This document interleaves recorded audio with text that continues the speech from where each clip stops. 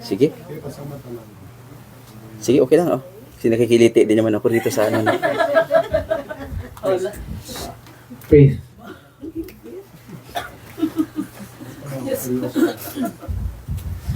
Magandang umaga po ulit. Maraming umaga na tayo nito. Mukhang kahit di na ako babati sa susunod natin pagkita sa umaga, medyo bawi na to. Tahimik, no? Bakit kaya, no? Pag, lalo, parang nagsisimula pa rin ako ulit. Ang kaba ko ngayon, dito sa harapan, minsan lang kasi ako talagang nakakatayo dito eh. Baka, pag tumatayo talaga dito, nakakaba, nauupo na lang kaya. Kaso na hindi nyo ako makikita. Miss ko kasi kayong kausapin. Miss ko rin na makita kayo in person kasi puro na lang tayo doon sa live. Taka, hindi pa inaayos ni Kuya Joel para dalas yung audio kaya lagi tayong nagrereklamo. Kaya ilang mabuti napapansin din kaagad niya yung pagkakamali niya, pagkukulang niya, kaya nasusolusyonan naman kaagad. Salamat at mga kapatid, no, sa oras na ito, tayo po ay wala po si Paz, dito naman si Kuya Rudy, saka, no, sama-sama po tayo, si Kuya Mel, nandito rin po si Kuya Mel, di ba? Ito na po si Joel. Sa bagay. Kumusta po kayo? Bakit po kayo nandito sa oras na ito? Ba't tuwing Friday na lang ganitong oras nandito kayo? Kaya ko sinabi kayo kasi medyo gusto ko kasi na nandito rin sana ako kasi napakalayo doon. At medyo nakakaano din doon, no? Oh. Siguro kasi last December pa ako nandito na last year. Kaya medyo natapos na rin yung unang quarter ng taon na ito. Bago din ako nakabalik at saka salamat naman at bukas pa lang mga daan. Siguro yung kasi yung bang sa trabaho nandito din tayo dahil sa trabaho kaya kailangan nating sumunod. Din yung may pasok kasi ng Sabado kaya langanin talaga paglalabas ng ng gabi ng Huwebes tapos Biyernes ng hapon alis. Mga kapatid, natanong ko po kanina, bakit po, ano pong purpose, ba't nandito tayo ngayon? O hindi lang ngayon. Tuwing may gawain, ganitong araw, ano pong purpose natin? Bakit nandito tayo every Friday, same time, same place? Yan, hindi po. Upang sumamba sa Panginoon. Nasabi dito, Christians attend church for spiritual growth, worship, and to fulfill biblical teaching. Dito daw po tayo para dumalo, magpuri, lumago. Ito po yun, lumago. Ibig sabihin, ang paglago kasi, hindi lang yung kung anong ating napakinggan na kaaya-aya.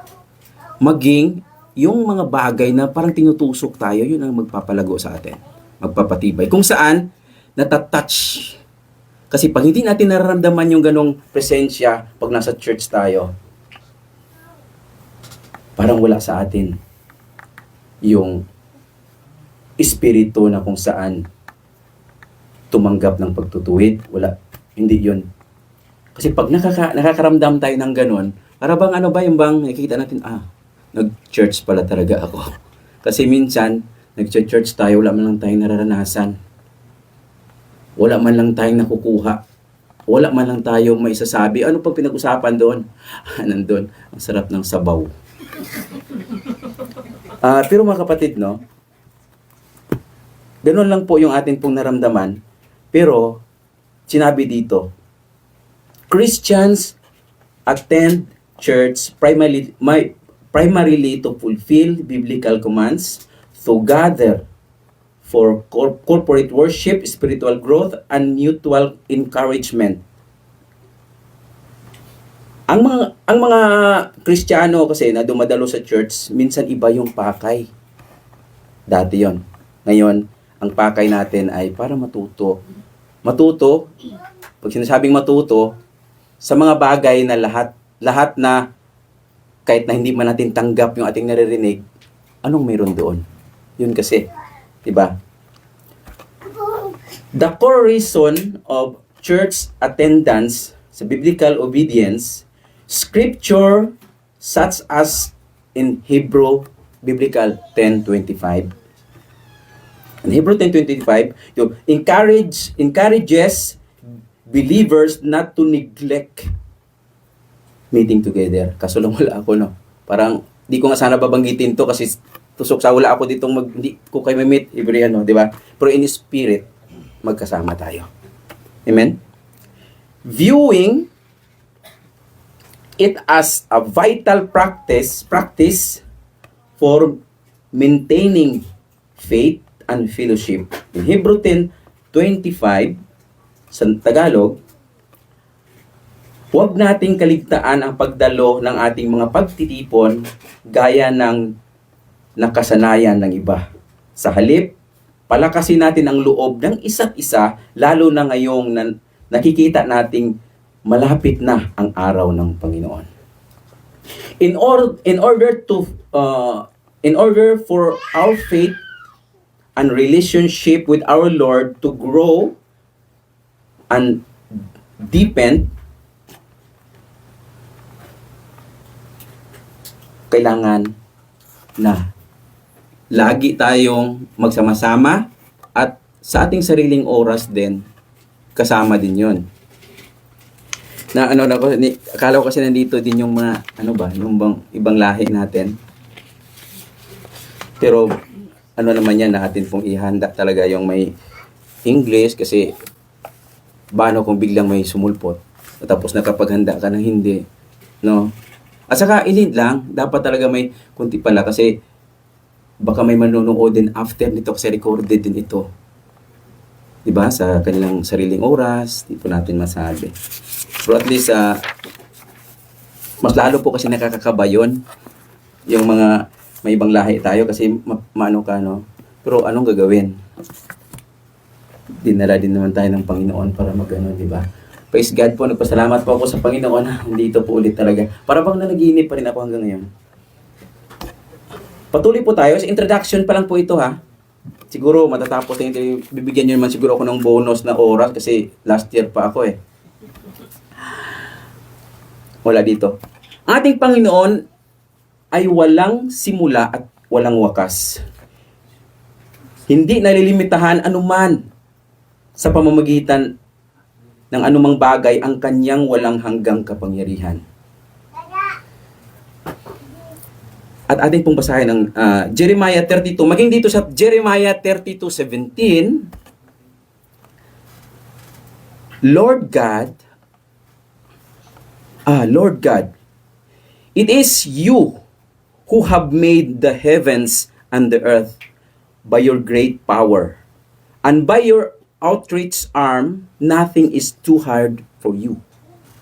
Ito yung Panginoon natin. Look at God describes Himself. Yung description niya, yung sinasabi niya mismo, behold, sa Jeremiah 32:27, behold, I am the Lord, the God of all flesh. Is anything hard for me? Siya mismo nagsabi nito. Walang mahirap sa ito. Each one of us has struggles. But God is telling to you, He is talking to you, I know you have problems. I know you have struggles. But is there anything too difficult for me? Is there anything that is too difficult for God to help us?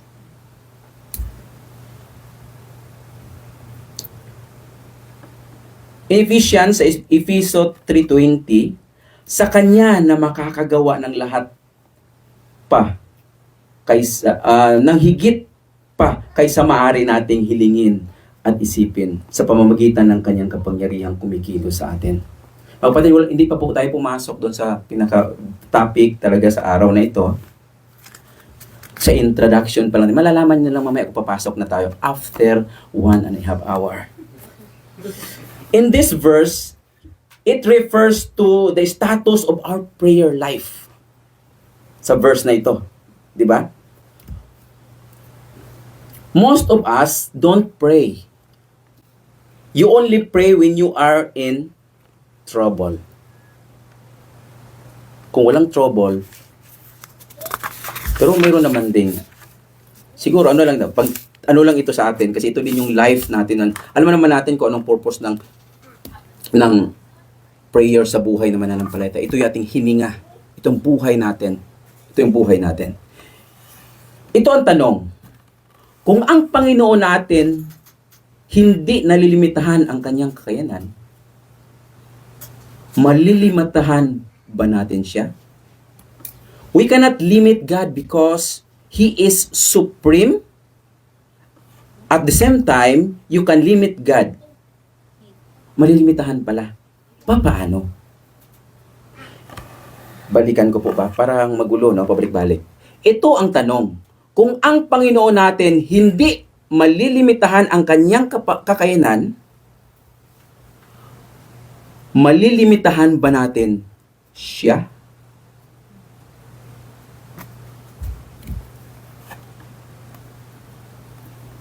Sinabi sa Psalms 66:18.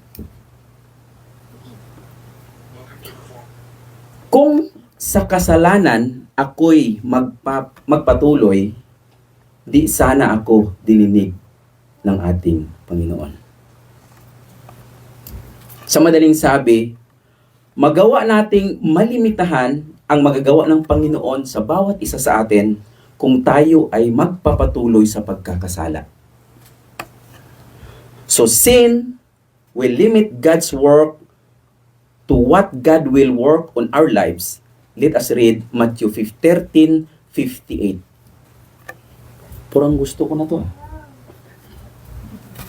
Matthew 13:58. At dahil ayaw nilang maniwala kay Jesus, hindi siya gumawa roon ng maraming himala. They limited God's power to do miracles because of their unbelief. Hindi dahil siya ay Panginoon. Hindi dahil hindi niya kaya. Hindi niya kaya hindi niya kaya na hindi gawin kahit wala tayong pagsunod, but God will choose to do. Hindi pa rin yung word na unbelief at saka yung paggagawa ng pagkakasala, no? Mark lang pala. Marks, dami yun. Sa Marcos, yung Tagalog na lang kaya. Sa Marcos 6, verses 5 to 6, patuloy tayo sa ating introduction. Hindi siya nakagawa ng himala roon, maliban sa ilang may sakit na pinatungan niya ng kanyang kamay at pinagaling. Namangha siya dahil ayaw nilang maniwala sa kanya. Sinugo ni Jesus ang 12. Nilibot ni Jesus ang nayon sa paligid at tinuruan niya ang mga taga roon. Ano ang salita na nabanggit? Ano ang salita na laging nababanggit kanina pa? Ang salitang unbelief. Kawalan ng pananampalataya. The word unbelief has a deep meaning. It is not just simply lack of faith. Unbelief is when you question the very goodness and character of God. It is demonstrated by disobedience.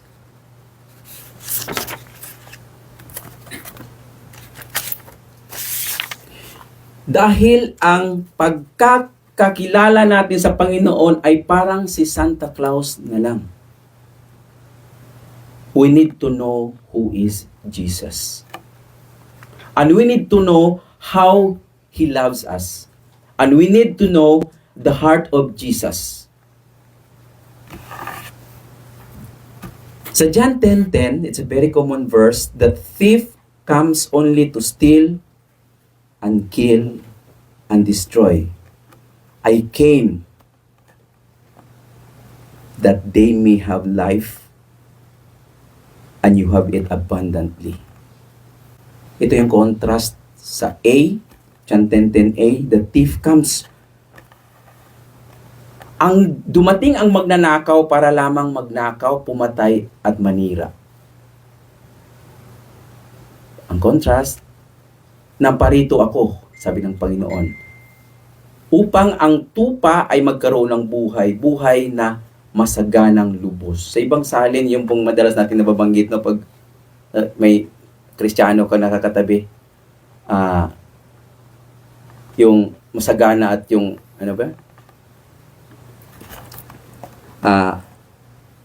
Naparito ako upang bigyan ka ng buhay na ganap at kasiyasiya. Ito po sa ibang salin. Pero dito, sa magandang balita, Biblia, ito po yung dito na. At tingnan ang contrast, no? Na the thieves nowadays sponsored by Satan. Marami pala talagang magnanakaw. Sponsored sa kabila. Sa araw na ito. Sa lahat. To destroy, to kill us. Satan wants to steal your joy. Satan wants to steal your peace and break up your family. But Jesus says, I came that you may have life. Not just life, but life abundantly. But Jesus says, I came. Ang abundantly sa Tagalog ay sagana. Sagana, di ba? Hindi ibig sabihin na maraming pera. Ang abundantly na word ay hindi yung kasaganaan dito. May lagay natin. Hindi ibig sabihin na maraming pera, but it means hirap ako sa Tagalog, hirap na rin ako sa English, lahat. Ano ba, Bisaya na lang kaya ako rito. Praise God. Hindi ibig sabihin na maraming pera, but it means an overflowing life. Yung hindi na kailangan ng maraming pera para magkaroon ka ng kapayapaan at kagalakan. That is the meaning of abundant life.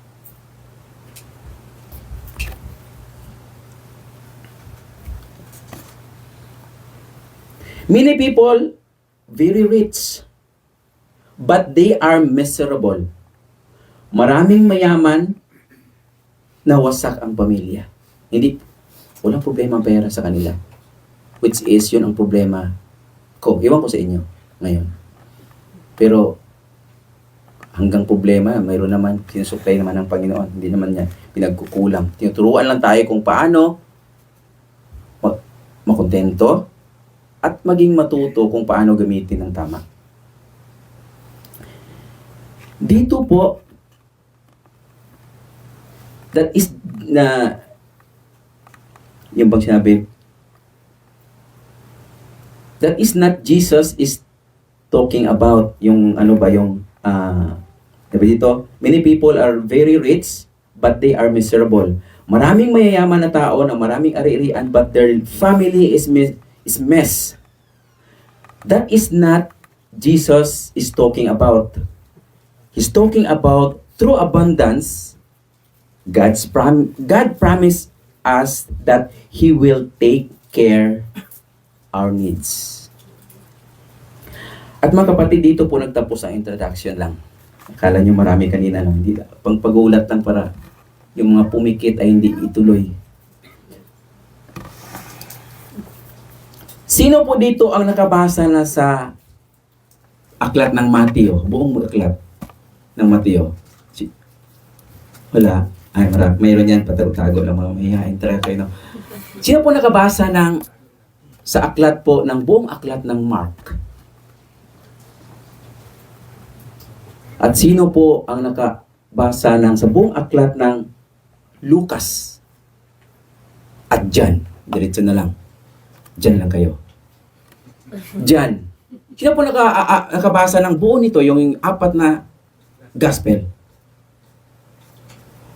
Wala. Kapatid, ako na nabasa natin yan, pero hindi lang, no? Kasi nababasa naman talaga natin yan. Ako, sa biyaya ng Panginoon, nabasa ko po ito. Paano pala? Hindi pala natin nababasa buong Bible. Hirap na tayo sa 4 eh. Mga kapatid, ang Book of Matthew, mayroon 28 verses. 28 verses, 28 chapters. Ang Mark is 16 chapters. Ang Lucas, 24 chapters. At ang John, 21. May total po ito na 89 verses, 89 chapters ang Gospel. The first 4 books of the New Testament. This is story told by Jesus. The story about ang ato pong pagsasalusaluhan ngayon, yung pong the 5 loaves and the 2 fish, which is very common story, marami nating naririnig, maging ang bawat isa sa atin ay kasulukuyan na binabasa pa na ang ano na to. Alam ba natin na the story of the miracle is recorded in the 4 gospel. Ito lang yung kwento, ito yung parabol ng Panginoon. Ito yung parabola ng feeding the 5,000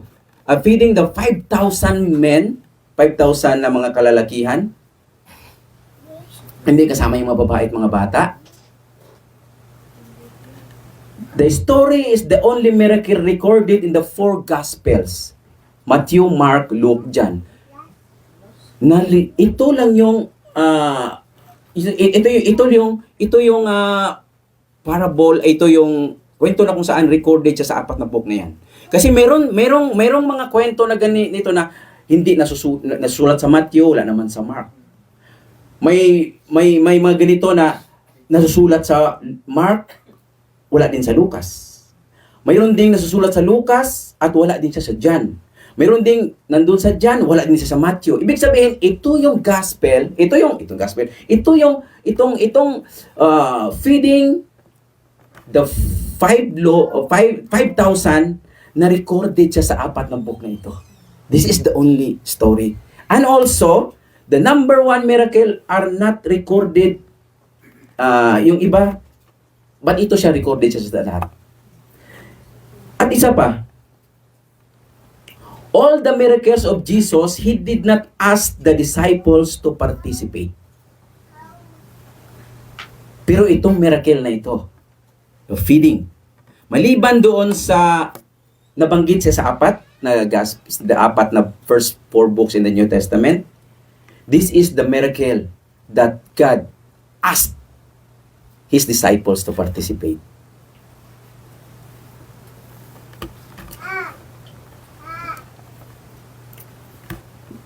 Does that means the miracle will not happen if His disciple will not participate? No.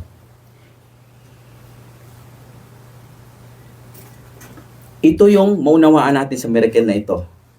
May itinuturo ang Diyos sa atin para malayang mga kilos ng Panginoon sa atin. We need to learn how to obey.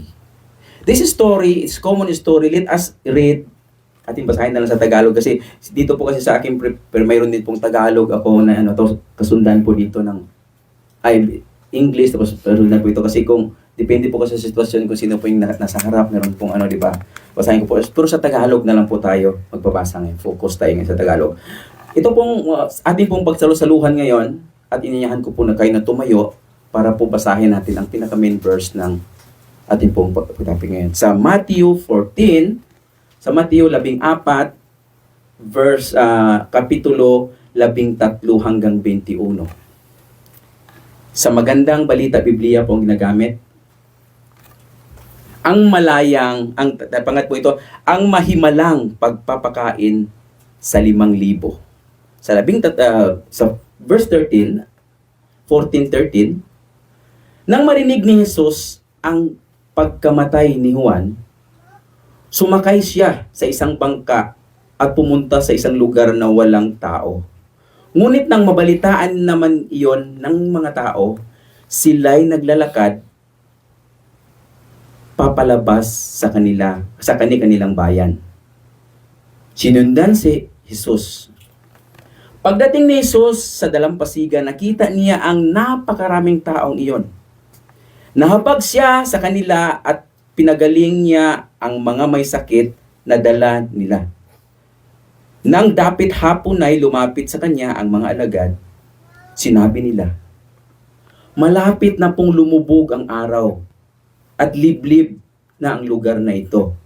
Papupuntahin na po ninyo sa mga kalapit na nayon ang mga tao upang makabili ng kanilang makakain. Hindi na sila kailangang umalis. Bigyan ninyo sila ng makakain. Sabi ni Jesus, sumagot sila, wala po tayong pagkain kundi 5 tinapay lamang at 2 isda. Dalhin ninyo rito, sabi niya. Pinaupo niya sa damuhan ang mga tao. Kinuha ang 5 tinapay at 2 isda. Tumingin siya sa langit at nagpasalamat sa Diyos. Pinaghati-hati niya ang mga tinapay at iniutos sa mga alagad na ipamahagi iyon sa mga tao. Nakakain at nabusog ang lahat ng ipunin ng mga alagad ng natirang pagkain. Nakapuno pa sila ng 12 kaing tinapay. May 5,000 lalaki ang nakakain bukod sa mga babae at mga bata. Tayo po'y manalangin. Ama namin Diyos na makapangyarihan sa lahat. Salamat po sa oras na ito. Salamat po sa araw na ito. Sa pagtuturo ninyo. Banal na Espiritu Santo, gabayan niyo po kami. Gamitin niyo po ang yabang lingkod, Panginoon, na maging daluyan lamang, Panginoon. At ikaw po maparangalan sa aming kalagitnaan. Ikaw po madakila. Ikaw po maitaas. Thank you. Salamat po. Purihin ka, dakilain ka in Jesus' mighty name. Amen. Tayo po'y magkakaupo na at magpapatuloy po tayo sa ating pagsisimula. Sa verse 15, his disciples gave him instruction and suggestion to tell the people to go because of the circumstances. The problem is how to feed the many people.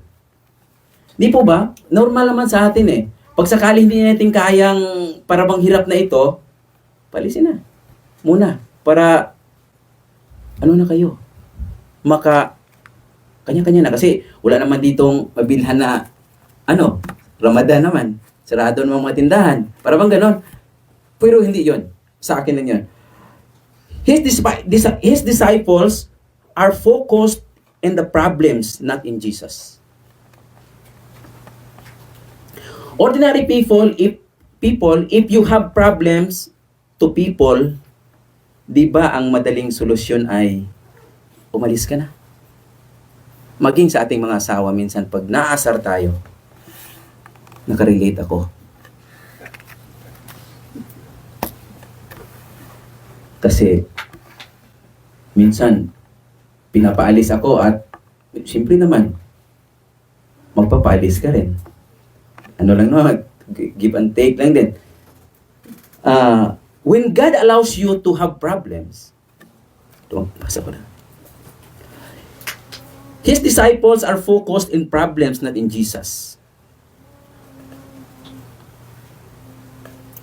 My friend, if you don't know Jesus, you will always send people. You will send the problem to somebody else.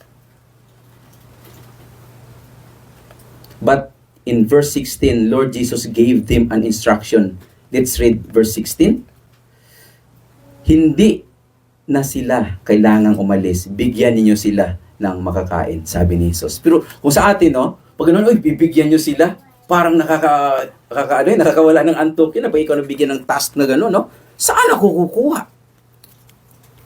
When God allows you to have problems, you are never alone.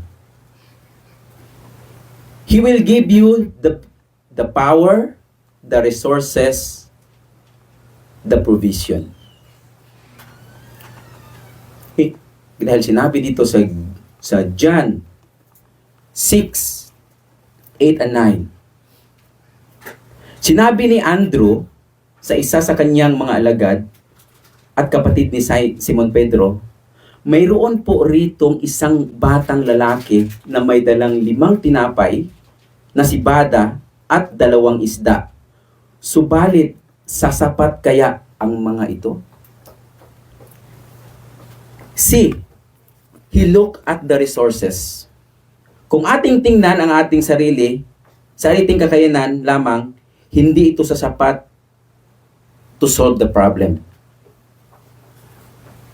Will never be sufficient. Ngunit sinabi dito sa Matthew 14, 17 to 18,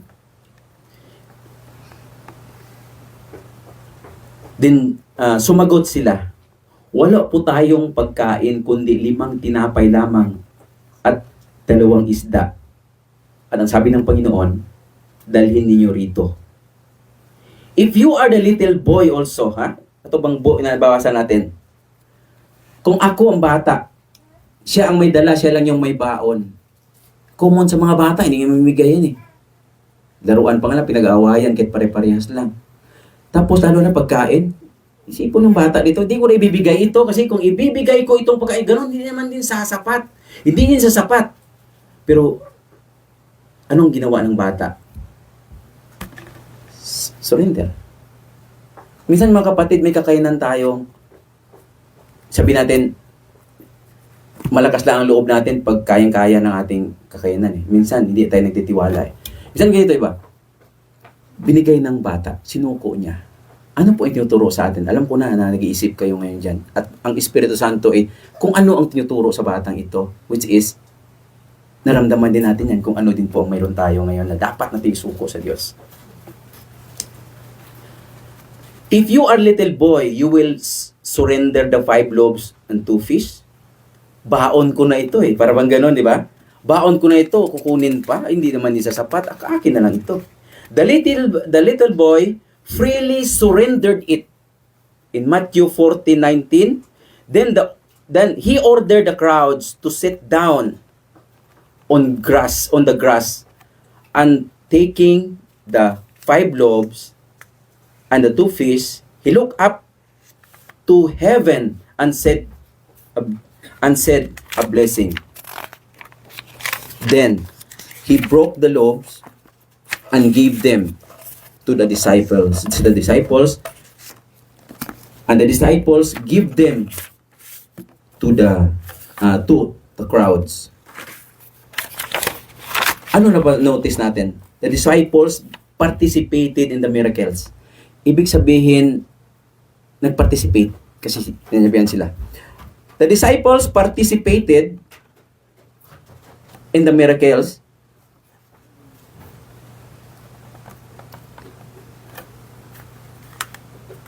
Jesus gave the bread and the fish to the participated and give it to the people. First, the loaves and the fish brought to Jesus, from the disciples, di ba? Binadala ang dala ng bata, inutusan niyang disciples na dalhin dito, tapos pinanalangin niya. Bigyan nag-participate ang mga disipulo niya. God does not need us. Kung tutusin lang ang Panginoon, hindi niya tayo kailangan. But He gave you and me a lesson in this story. He gave us the privilege to become the distributor of His blessings. We are not the manufacturer. We are the distributor of His product. Hindi tayo tagagawa, kung hindi tayo ang taga-distribute. Bilisan na lang natin. Kaya natin makikita, some people are very generous because God provides and give. At may iba din, stingy or kuripot. Why? They don't know the mathematics of God. Katulad ng mensahe, the last Friday, na ina-share po natin noon, nakaraang Friday po na mensahe, na huwag nating sarilinin ang salita ng Diyos. Diba? Hindi lang naman to puro pagkain eh. Ang malaging pagkain, which is ginawa ng ating Panginoon ng siya po tinest, the Word of God. Minsan, di ba, no, nakaraan yan natin, mahalaga din na i-share din natin ang gospel sa ating mga mahal sa buhay.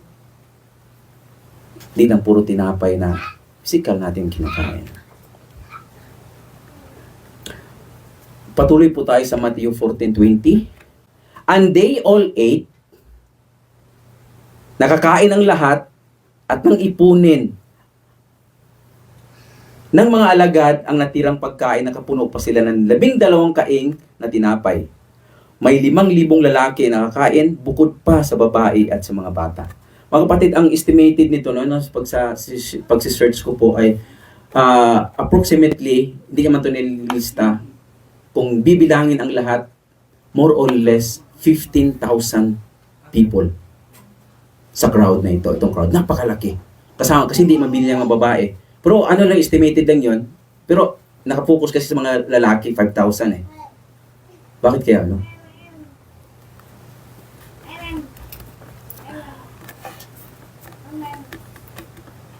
Ito ang tanong. If the little boy did not surrender the 5 loaves and 2 fish, what do you think? Ano kaya ang mangyayari kung hindi pa sinuko ng bata na may dala ng 5 tinapay at 2 isda? May mangyayari kaya? The Bible tells us, God can command a stone to become bread. God does not need the little boy. God does not need you and me. God does not need the loaves and the fish because God is God.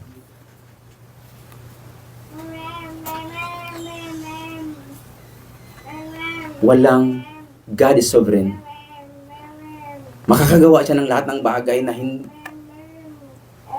ating magagawa ay ma-amaze na lang tayo sa kapangyarihan ng Panginoong ito.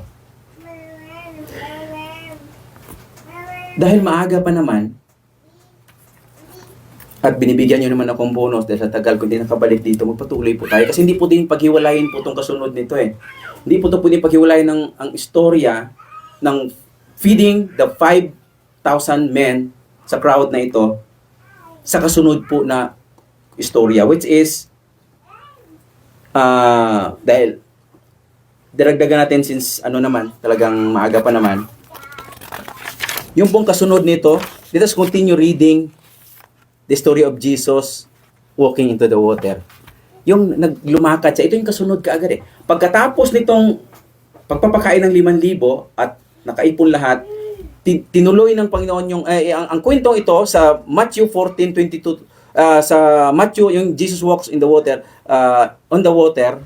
Ngunit ang kwentong ito dahil nabanggit ito, minsan kasi napapakinggan ko rin ito sa mga mensahe, no, na hindi ito kinokonek, hindi ito nila kinokonek kasi para bang ngunit sinabi dito eh, pagkatapos ng pagpapakain ng 5,000 men, nasunod ito eh. Dito sa ating basahin ng 14, no? Sa 14:22 to 23. Lumakad si Jesus sa ibabaw ng tubig. Agad pinasakay ni Jesus sa bangka ang mga alagad at pinauna sa kabilang ibayo after feeding the 5. Samantalang pinauwi na naman ni Jesus ang mga tao. Naman niya ang mga tao. Matapos niyang paalisin ang mga ito, mag-isa siyang umakyat sa bundok upang manalangin. Nag-isa siyang inabutan doon ng gabi. Ito yon, tuloy ito.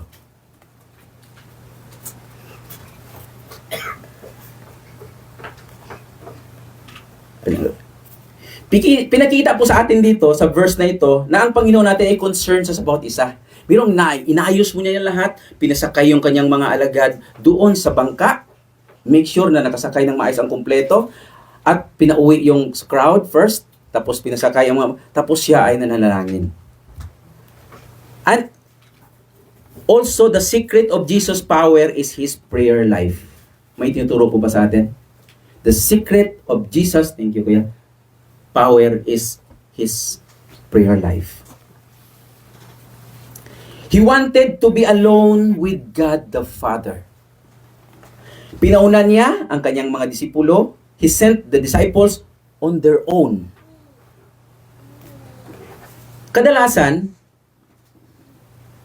Sabi dito sa Matthew 14:24, patuloy tayo. Samantala ang bangka ay nasa laot na, ngunit sinasalpok-salpok ito ng alon dahil pasalungat ito ng hangin. Kadalasan ang mga Kristiyano nagtatanong sa Panginoon, sinunod naman kita, Panginoon, bakit hindi mainam ang takbo ng aking buhay? Bakit naranasan ko pa din ang mga problema? Ikaw ba talaga itong sinunod ko? Minsan ito yung mga Kristiyano nasa tamang pagsunod ba ako? Ito yung ating mga tanong kasi ang Panginoon naman ang nagpasakay doon sa bangka Bakit hindi man lang payapa lahat, smooth ang takbo? Jesus ito Pero ang dapat nating isipin na kung makakaranas tayo ng mga pagsubok sa mga problema sa ating pagsunod sa Panginoon, iyan ay layunin niya upang tayo ay kanyang hubugin, palakasin. Storms in life through our obedience is in God is His way in building us up. Ulitin ko, storms in life through our obedience in God is His way in building us up. Matthew 14:25-26.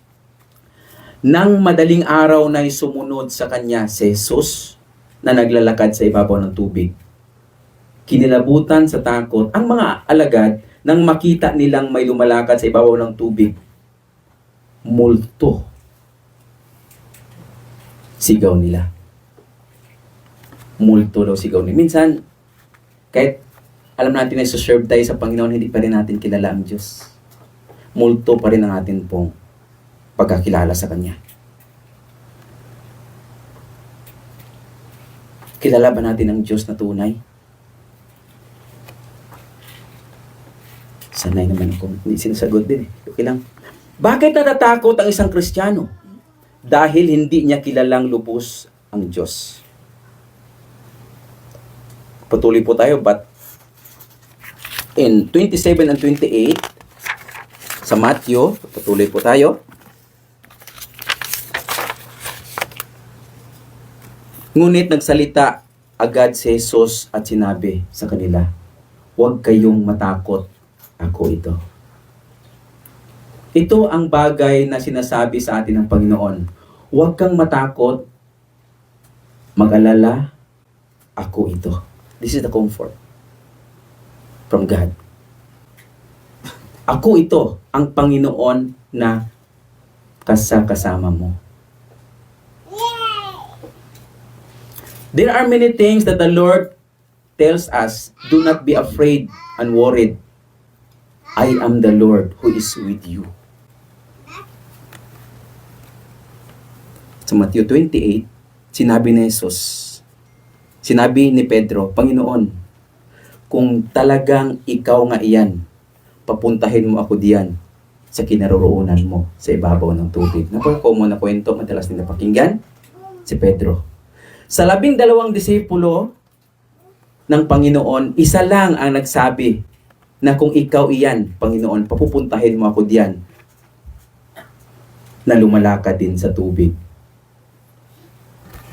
Of the 12 disciples, siya lang yung naglakas loob na nagsabi. Bakit?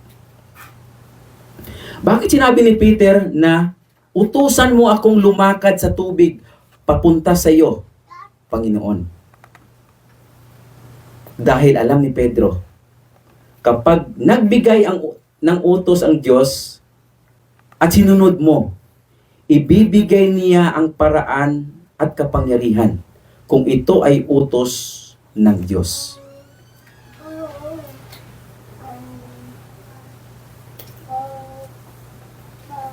Because Peter knew, when God issues you a command and you will obey, He provides the means and the power provided it is God's command.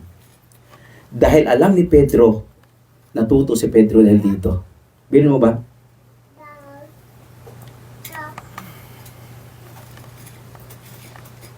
Siya lang sa 12, siya lang yung nagsabi na papuntahin mo ako diyan. Patuloy tayo. He said, come. ito ang sabi ng Panginoon, "Come." So Peter got out of the boat and walked on the water, and he came to Jesus. Sinabihan siya ng Panginoon, halika. Gusto kong isipin ngayon, si Peter ay bumababa sa bangka, naglalakad sa tubig. Ang ibang disciples, wala. Andun lang. Simple lang sila. What's the list? Anong lesson natin na makukuha dito? Nais ng Panginoon na ang ating maranasan ang kanyang kapangyarihan. Ang problema ay nagkulang tayo sa pagtitiwala at pagsunod sa kanya. Ayaw natin humakbang at umalis sa bangka o sa comfort zone natin sa kasalukuyan. Tanungin natin ang ating mga sarili, ano ang ating bangka, ano ang ating ma-comfort zone ngayon? Hindi natin maiwan-iwan sa ngayon. Ano ang bangka na ating sinasakyan na hindi natin siya pwedeng iwanan? Na maging komportable at tayo at hindi natin kayang iwan. It can be, pwedeng sample, a sinful relationship. It can be something you are doing that God is not happy. God says, get out of the boat. Maaring ito yung ating mga okay na ako dito kahit magpapatuloy ako. Di na ako ayaw ko nang lumago, ayaw ko na, tama na to, kasi okay naman eh. Ano pa yung iba na mayroong naisip natin?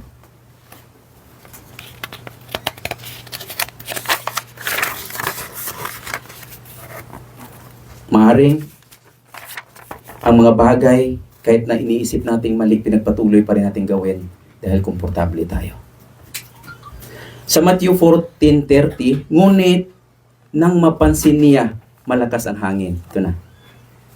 Siya'y natakot at nagsimulang lumubog. Panginoon, sagipin ninyo ako. Anong aral na makukuha natin dito sa salita na to? Ang buhay Kristiyano ay kailangan mong ituon ang iyong mga mata kay Jesus. Kung ituon mo ang iyong mga mata kay Jesus, hindi ka lulubog.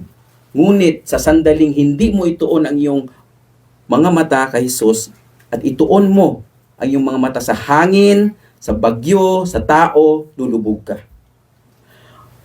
Alam mo ba na may maraming Kristiyano na labis na nawala ng gana dahil nakatuon ang kanyang mata sa tao? Minsan, normal. May mga nawawala. Yung tatawag natin dito na discourage. May mga Kristiyano na nakatingin sa kapwa at kung anong nakikita niya, yun ang nagpapahina sa kanya at ayaw na niya maglingkod. Because wala naman sa kanya eh. Ganyan kasi madalas nagtitingnan sa church eh. Nire-rate natin na ang pastor natin ay perfect na. Good. Biblical na sinasabi at naging mensahe nga ni Kuya Mel, no one is good. Only God. Only Jesus is good. Kaya mga kapatid, minsan sabi natin, kung titingin tayo sa tao, madidisappoint lang tayo. Kahit titingin tayo sa ating mga asawa, madidisappoint pa rin tayo. Maging ang ating asawa, madidisappoint din sa atin. Maging ang ating sarili, tayo din madidisappoint. Hirap ako mag-Tagalog, hirap na rin ako mag-English. Sa gitna na lang ako ng dialekto. Oh. Mga kapatid, normal eh. Hindi normal sa Kristiyano. Tumitingin tayo sa tao, hindi.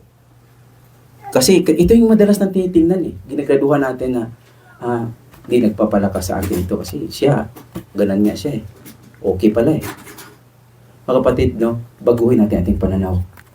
Kung mag-focus tayo ating paningin sa Panginoon, dahil wala tayong maipupuna sa Kanya. Sa tao mayroon. Maging ang ating sarili, madidisappoint tayo. At sabihin natin, malamang, sa ngayon, nadidisappoint ako sa iyo. At time comes, madidisappoint ka rin sa akin. That is the reality. Totoo yan. Sarili nga natin, madidisappoint tayo eh. Kasi ako nga sa akin, sarili noon, nadisappoint ko noon, no? Kasi yung kasagsagan ng nag-aral pa, ang dami kong mga kasama na nagpa-basketball. Kakaintindi ako ng basketball, pero wala tayo doon eh. Talagang, di pa nga ako tumatalon na nga ako, sila hindi eh. Hindi ko pa rin sila abot. Kaya sabi ko, focus na lang ako sa imahe na to. Iti-treasure ko na lang ito. Wala talaga eh. Pero alam mo kapatid, no, titingnan minsan, gumaganti tayo dahil ginawan tayo ng ganyan. Kapatid, hindi ito. Let us focus on God. Kasi siya lang tayo. Hindi natin kayang punaan ng Panginoon. Wala tayong makikita. Kaya, focus tayo kay Panginoon. Kasi kung kahit sino dito, kung matagal na sa church, kung sino man sa anumang samahan, pag nakatingin tayo sa tao, wala. Hindi tayo talaga lalago. Hindi tayo uunlad. Ating panampalataya ay hinto. Patuloy po tayo. Lahat nakikita mo ay nakaka-disappoint. Ano ang lesson na natutunan mo? Ito na yung kanina. Pero ang sinabi dito, ang lesson, no, yan, the most sincere request of Peter in this is the word, or we call this the most sincere prayer. Sincere prayer. Yung sinabi niya na, Lord, save me. Ito yung pinakasinserong hingi, which is paging sa atin, magagawa din natin. Wala tayong mga bagay na kinakaya na kung saan, kung kaya natin, okay lang. Pero mga kapatid, pag hirap na tayo, ito yung ating panay, Lord, save me. Si Peter na bumagsak na eh. Sa Matthew 14:31, Jesus immediately reached out his hand and took hold on him, saying to him. Ito eh. Ang Panginoon, isi-save tayo ng Panginoon, ngunit sasabihin niya sa iyo kung anong kulang mo. You of little faith, why did you doubt? Minsan, salaminin natin ang salita ng Diyos sa ating sarili, no? O nga pala, nagda-doubt ako sa Diyos. Mga itong doubt kasi, akala ko nung ang unang sin doon sa Garden of Eden is yung pagkain ng prutas. Akala ko yung sabi ng Katoliko, apple daw, pero wala naman nabanggit sa Biblia. Ewan ko kung may nabasa kayo na anong prutas specifically nakasabi doon. Wala. Ang prutas doon, ang akala ko yun ang kasalanan doon yun palang kasalanan doon kay Adan dahil sa ahas. Ang unang kasalanan doon yung pagdududahan mo yung Panginoon, yung kanyang sinasabi. That is the very first sin pala. Yung pagdududahan mo kakayanan ng Diyos. Wow! Di ba sinabi doon sa ahas na, ganun ba? Ayun, pagdududahan ng kakayanan, wala na. Doubt is having wala kang pananampalataya. Makapanghina ang pagdududa. Lahat ng selos sa pamilya o sa asawa sa pagdududa, kinukonclude na kaagad para magalit. Pwede namang hindi magalit. Mga kapatid, no, sa ating buhay dito sa unin, nagkagera na, oh. Sa bagay di tayo dapat magulat yan. It's biblical din yan. Nakasulat din lahat ng mga yan. Ano bang hindi natin mapasinungalingan yan? Sinabi ng Panginoon. Balikan natin. Agad siyang hinawakan ni Jesus. Kasi sinabi niya, Lord, save me. Agad siyang hinawakan ni Jesus. Bakit ka nag-alinlangan? Ito ang Panginoon eh. Hindi siya sabi na, halika, love. Halika. Wala. Sabihin niya sa iyo kung ano yung mayroon ka na kung bakit ka nagkaganyan. Hindi nagda-doubt ka, nagda-doubt tayo. Ganito tayo sa Panginoon eh. Kung hindi sabi niya, konti lang yung pananampalataya mo. So bagay, Lord, ikaw naman din sana magbigay sa akin ng pananampalataya malaki. Bakit di mo binigyan malaki? Anak, hindi mo ganun. Hindi naman ganun. Hindi mo pwedeng turuan ang Diyos. Pero Lord, pero mga kapatid, ito po ang tinuturo sa atin. Focus tayo sa Panginoon. Magtulungan tayo. Kung hindi atin kaya, Lord, save me.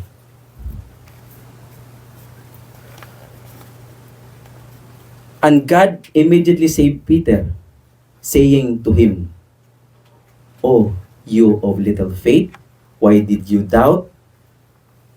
We also save. We only save by faith naman. Ito naman, nananampalataya naman tayo. Naligtas tayo dahil lang sa ating pananampalataya. Tandaan natin. Alone. Sa Matthew 14:32-33, sa ating pagpatuloy,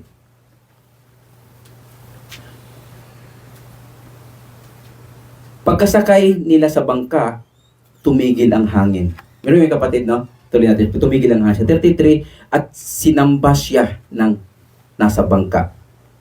Tunay nga pong ito ang anak ng Diyos. Meaning, pag save niya kay Peter, sumakay sila sa bangka.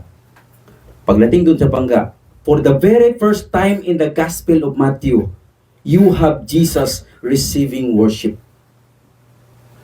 And very first time, sa Gospel of Matthew, Jesus receiving worship from His disciples. Jesus will never accept worship if He is not God.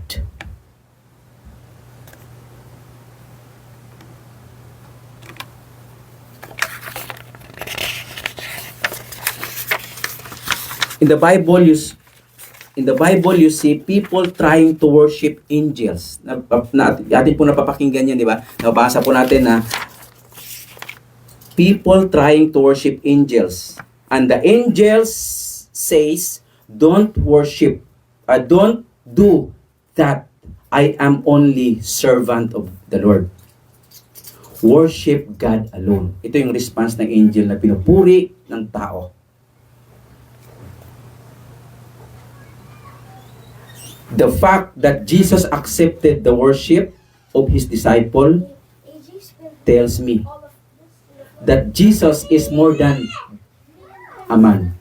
Jesus is more than a Savior. He is the Son of God. And that is the greatest blessing you will ever encounter. Mga kapatid, no, ang tinuturo po sa atin dito, yung siguro sa payak na mensahe na ito, alam ko ang Panginoon ay may tinuturo sa bawat isa sa atin na sa ating sariling oras, hingin natin sa Panginoon na atin pong itindihin kung anong kakayahan ng Diyos. Minsan kasi, ang ating pananampalataya din na bumabagsak dahil hindi natin na-monitor ang kanyang ginagawa at kagakayanan. Dahil ang ating pagkilala sa Diyos ay pagano-ganon lang, parang alon lang parati. Ano ang magpapalakas sa atin sa pananampalatayang ito? Di natin ito makikita sa mga balita na puro na lang gera. Puro na lang kaguluhan. Mga kapatid, wala tayong malilihim sa Panginoon. Kaya niya na tayo baguhin. At saka siya naman may hawak ng lahat. Wala tayong malilihim sa ating Panginoon. Alam niya ang ating kahinaan. Alam niya ang ating kakayanan. Alam niya kung ano ang hirap na ating dinadala ngayon. Sa bawat isa sa atin, nag-aalala tayo, may mga kamag-anak tayong nasa close masyado sa nangyayari ngayong problema. O ang ating mga pamilya na nagsuffer ng napakataas na bilihin sa ating bansa. Lahat ang ating kaguluhan sa ating bansang Pilipinas, puro na lang maleta. Puro maleta. At ang maleta na yun, kasama tayong naglagay doon. At pinagsamantalahan ng iilan. Ano bang kaya natin gawin? Ay atin bang panuurin lahat ng mga vloggers na yan? Kapatid, meron tayong magagawa. Nangyari ang mga bagay na to sa kapanahunan na to dahil nais ituro ang Diyos sa atin. Tayong mga Kristiyano, ang ating part ay itaas sa Diyos, isuko ang lahat ng ito. Lalabas tayo sa ating kung anumang bagay na di tayo makakilos, itaas natin sa Diyos ang alam ng Diyos ito, pero kailangan nating ibigay ang problema ito sa Kanya. Lord, save me. Maging sa anumang instances ng ating buhay, anumang circumstansya mayroon tayo, ating ilapit sa Diyos at gayahin natin yung sinasabi ni Peter. Lord, save me. Kung ang ating paghingi ng tulong sa Diyos, ito ay sincero o hindi, magaganap ang ating pong mga kahilingan. Mga kapatid, no, sa atin pong buhay ngayon dito sa Saudi Arabia, yan si Mrs. na ano din ako na pati mga kapatid ko lahat, trigger na sila na, kumusta dyan? Nandyan na yung Kasi alam mo naman sa ating bansa, no? Dito, langaw, pagdating doon, bubuyog na ang balita. O kaya ibo na. Kasi lalala ba? Sabi ko kami dito, okay lang. Wala namang problema. Pero sila doon nagproblema na sa atin. Sabi ko, anong pinaproblema nyo? Isa o dalawa? Alam ko dalawa. Una, yung kaligtasan ko. Pangalawa, yung pagkatapusan na kasi. Di ba? Pagkatapusan na. Minsan, yun ang mga pinaproblema. Which is, di ba, mga kapatid, no? Atin pong tandaan yung mensahe na ito. Tapos na po tayo, mga kapatid, sa mensahe. Tama-tama lang na isang oras. Pero tayo natin, kapatid, kung hindi atin kaya, hirap na tayo. Sino ka ba para saguin? Gayahin natin yung ginawa ni Peter. Di bali sabihin ng Diyos sa atin, konti lang yung panampalataya mo. Hingi natin sa Kanya din yun. Lord, palaguin mo ako sa inyo. Tulungan mo ako na matuto ako magpapakumbaba na aminin ang mga ito. At isuko sa iyo ang mga bagay na sa piling ko ngayon na komportable ako na kahit na mali. Ito yung pagkakataon na ituwid natin ating lakad. Ituwid natin ating So mga kapatid, no? Wala na dito sa mensahe, no? Alam mo si Peter, no? Kahit ganon siya, sinabihan siya ng Panginoon na kunti naman ang panampalataya mo. Nagda-doubt ka. Bakit ka nag-doubt? Pero ito yung maibibigay niya sa kanyang legacy, sa kanyang pamilya. Na nakalakad, nasubukan kong lumakad sa tubig dahil sa kapangyarihan ng Panginoon. Diba mga kapatid, napakaganda lumakad sa tubig? Hindi na kailangan ng mamahaling sapatos doon na lagi nating ginanuhan. Diba mga kapatid, ganun? Mahirapan man tayo sa ating paglakad sa Diyos, di man natin masunod siya. Sabi natin, Lord, sabihan mo ako. Ba't ito ating hawakan? Lord, save me. Yung salita na to ay hindi natin sa isang tao, kung hindi sa bawat isa sa atin. Nawa tayo ay magpapatuloy na lumalago. Hindi lang yung magpapatuloy parati. Yung lumalago tayo, magtutulungan tayo na magpapatuloy na lumalago tayo sa Panginoon. Mayroon kasi naman kasing nagpapatuloy na same lang. Ganon lang ang form, diretso lang. Yung parang eroplano ba? Tulungan tayo na hindi naman lumalalim, yung papabagsak, no? Lumalalim ang ating pagkilala sa Panginoon para ano man ang mangyayari dito, ating maunawaan na God is still sovereign. At hindi siya hawak ng sirkumstansya. Wala siyang pinagmulan, wala siyang pinanggalingan. Kaya, mga kapatid, nawa, ang mensahe natin na pakikinggan ay magtuturo sa atin, magtatapik sa bawat balikat natin kung ano man ang ating hakakbangin. Lalo na sa oras na ito. Minsan, bawas ng ating panalangin dahil sa trabaho, bawas ng ating pag-serve dahil sa pagdawa. Pero tayo natin, Lord, save me. Mahina talaga ako, pero alam ko ang kalakasan na ito ay sa iyo ko masusumpungan. Kaya, Lord, save me. Dahil na pagsasabihan mo patong sincero ka, my Lord, my Father, save me. Tayo po ito mga kapatid. Salamat, Panginoon, sa oras na ito, Lord. sa mensahe po na payak namin pong napapakinggan. Samot dalangin po namin, Panginoon, na kami po yung naturuan sa common po. Kung ano man po ang kakayanan na yung abang lingkod, Panginoon, na ginagamit para ipaliwanag at sabihin ang mga salita nito. Ikaw po ang magbigay ng malalim na kaunawaan sa bawat isa sa amin. Na magkaroon po kaming pagnanasa. Ilagay po sa aming puso ang pagnanasa. Ang patuloy naming titingnan, sariwain ang iyong kakayanan at ang iyong magagawa at ang iyong pagtutuwid higit sa lahat, Lord God. Dahil lahat kami na iyong mga anak na tinuturing, sabi sa Hebrew, ay iyo po kami tinutuwid dahil mahal niyo kami. Ang dapat naming tingnan na ganito ka sa amin dahil ama ka namin. Dapat naming katakutan kung walang pagtutuwid, baka hindi mo kami itinuturing na mga anak. Kaya sa oras na ito, Lord God, kami pinagpapasalamat sa lahat ng aming pong napakinggan. Sa aking mga kapatid na narito, maging sa mga nasa online, Panginoon. Salamat po sa oras na ito na binigyan po ng pribilehiyo, Panginoon, na narito po. Ginagamit po kami. Ginagamit po yung panglingkod. Lord, ikaw po ang dapat parangalan at pagtanggap ng papuri. Pasasalamat lamang. Ikaw ang malulhati sa aming buhay.